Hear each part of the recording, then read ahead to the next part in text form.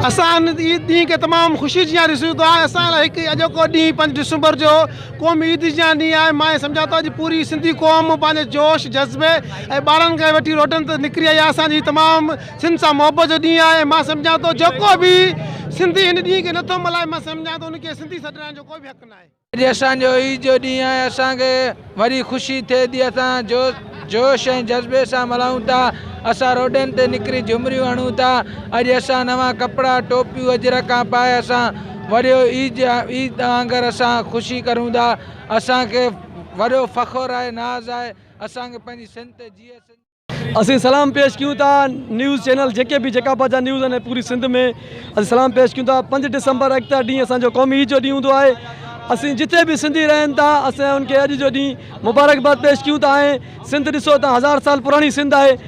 जेकी क़ौमूं पंहिंजो कल्चर ऐं सक़ाफ़त खे यादि कंदियूं आहिनि उहे हमेशह ज़िंदा रहंदियूं आहिनि, ख़ुशहाल रहंदियूं आहिनि। सिंध संवारियो, तालीम ॾियो ॿारनि खे। असां इहा गुज़ारिश कंदासीं तव्हांजे चैनल सां जेतिरो थी सघे ॿारनि खे तालीम ॾियो, इहा ई गुज़ारिश।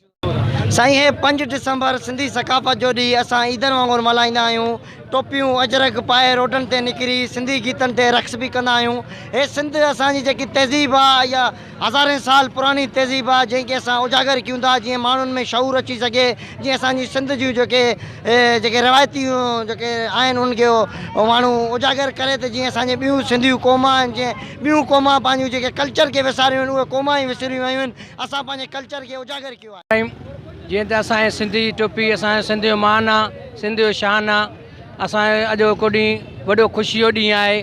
असां सिंधी ॾाढा ख़ुशि नसीब आहियूं जेको अॼोको ॾींहुं असांखे मिलियो आहे। ऐं असां सिंधी माण्हू जेके बि जिते बि आहिनि उहो असांजी सिंधी टोपी ऐं सिंधी अजरक पाए असांजे सिंध जो मान मथे करनि। ॾींहुं मल्हाए रहिया आहियूं जेको ईद जो ॾींहुं हूंदो आहे, लेकिन ईद जे ॾींहुं खां वधि ख़ुशी था महसूसु कयूं।